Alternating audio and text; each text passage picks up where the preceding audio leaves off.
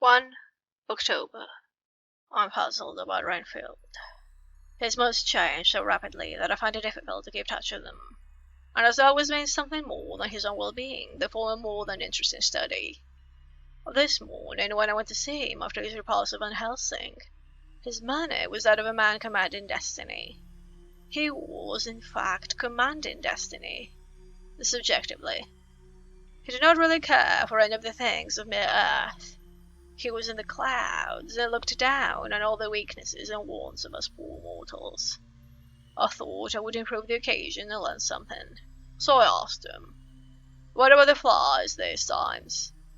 He smiled at me in quite a superior sort of way, such a smile as would have become the face of Malvolio, as he answered me. "The fly, my dear sir, has one striking feature. Its wings are typical of the aerial powers of the psychic faculties. The ancients did well when they typified the soul as a butterfly." I thought I would push his analogy to its utmost logically, so I said quickly, "Oh, it is a soul you're after now, is it?"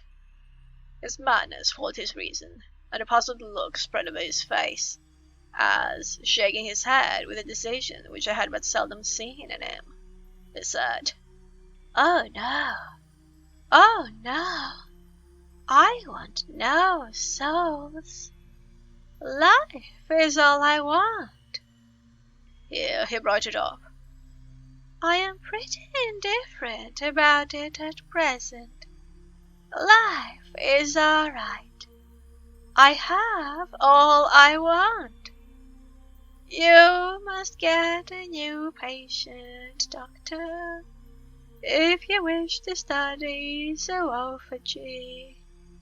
This puzzled me a little, so I drew him on. "And then you command life. You're a god, I suppose?"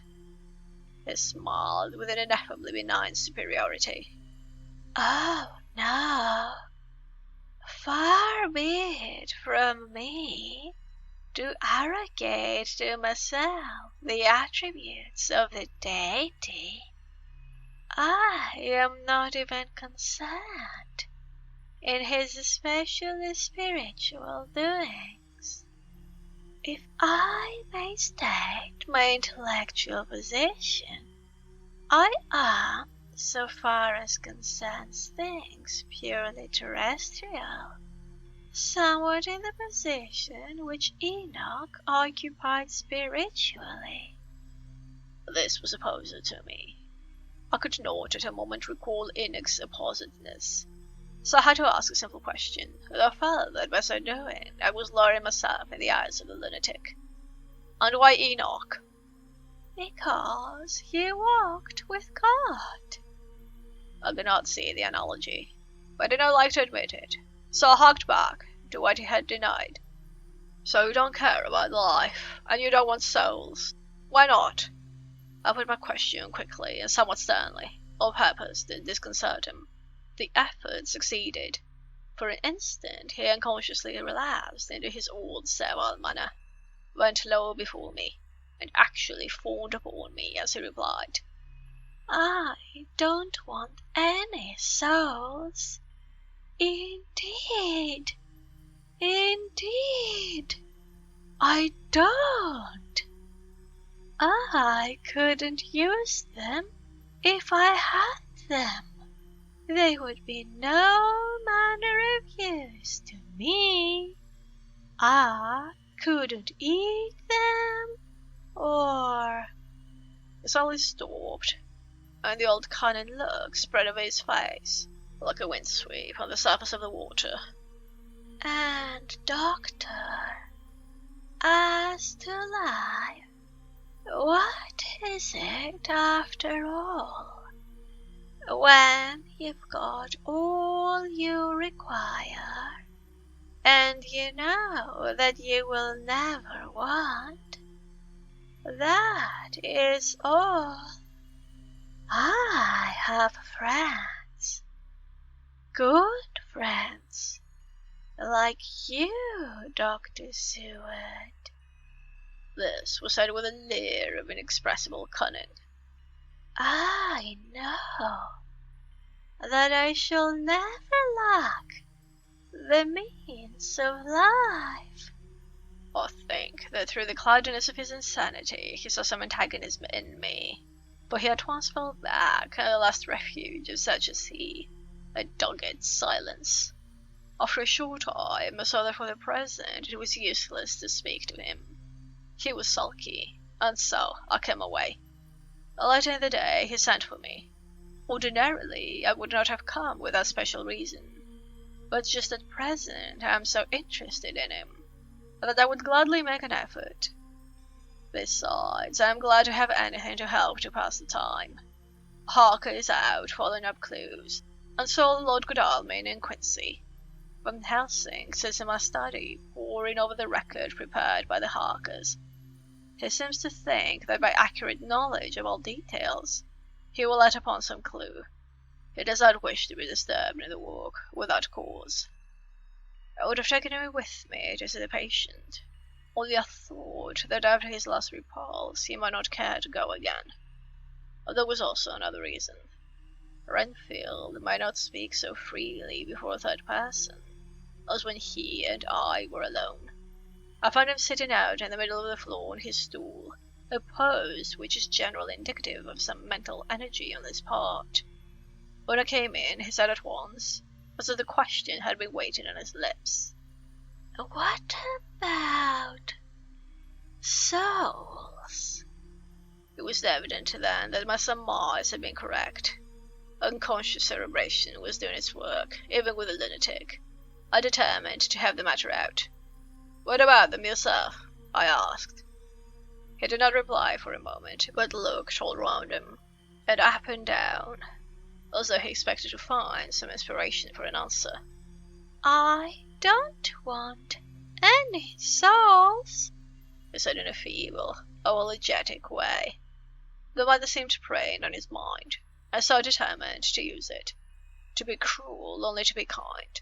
So I said, "You like life, and you want life." "Oh, yes, but that is all right. You needn't worry about that." "But," I asked, "how are we to get the life, without getting the soul also?" This seemed to puzzle him, so I followed it up. "A nice time you'll have some time when you're flying out there, with the souls of thousands of flies and spiders and birds and cats, buzzing and twittering and meowing all round you. You've got their lives, you know, and you must put up with their souls." Something seemed to affect his imagination, for he put his fingers to his ears and shut his eyes, screwing them up tightly, just as a small boy does when his face has been soaked. There was something pathetic in it that touched me. It also gave me a lesson, for it seemed that before me was a child. Only a child, that the features were worn, and the stubble on the jaws was white. It was evident that he was undergoing some process of mental disturbance, and knowing how his past moods had interpreted things seemingly foreign to himself, I thought I would enter into his mind as well as I could and go with him. The first step was to restore confidence, so I asked him, speaking pretty loud so that he would hear me through his closed ears, "Would you like some sugar to get your flies round again?" He seemed to wake up all at once and shook his head. With a laugh he replied, "Not much. Flies are poor things after all." After a pause he added, "But I don't want their souls buzzing round me, all the same." "Or spiders," I went on. "Blow spiders. What's the use of spiders? There isn't anything in them to eat or—" He stopped suddenly, as though reminded of a forbidden topic. So, I thought to myself, this is the second time he has suddenly stopped at the word drink. What does it mean? Renfield seemed himself aware of having made a lapse, but he hurried on as though to distract my attention from it. I don't take any stock at all in such matters. Rats and mice and such small deer, as Shakespeare has it, chicken feed off the larder they might be called. I'm past all that sort of nonsense. You might as well ask a man to eat molecules with a pair of chopsticks as to try to interest me about the lesser carnivora when I know of what is before me. I see, I said. You want big things that you can make your teeth meet in. How would you like to breakfast an elephant?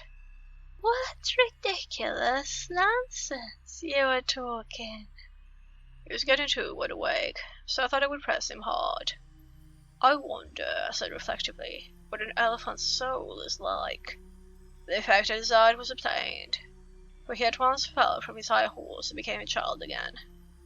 I don't want an elephant's soul, or any soul at all, I said. For a few moments he sighed despondently. Suddenly he jumped to his feet, with his eyes blazing and all the signs of intense cerebral excitement. To hell with you and your souls, he shouted. Why do you plague me about souls? Haven't I got enough to worry and pain and distract me already without thinking of souls? He looked so hostile that I thought he was in for another homicidal fit, so I blew my whistle. The instant, however, that I did so, he became calm and said apologetically, Forgive me, Doctor, I forgot myself. You do not need any help. I am so worried in my mind that I am apt to be irritable. If you only knew the problem I have to face, and that I am working out, you would pity and tolerate and pardon me. Pray do not put me in a strait waistcoat. I want to think, and I cannot think freely when my body is confined. I am sure you will understand. He had evidently self-control, so when the attendants came, I told them not to mind, and they withdrew. Renfield watched them go. When the door was closed, he said, with considerable dignity and sweetness, Dr. Seward, you have been very considerate towards me. Believe me that I am very, very grateful to you. I thought it well to leave him in this mood, and so I came away. There's certainly something to ponder over in this man's state. Several points seem to make what the American interview calls a story. If one could only get them in proper order. Here they are. Will not mention drinking. There's the thought of being burdened with the soul of anything. There's no dread of wanting life in the future.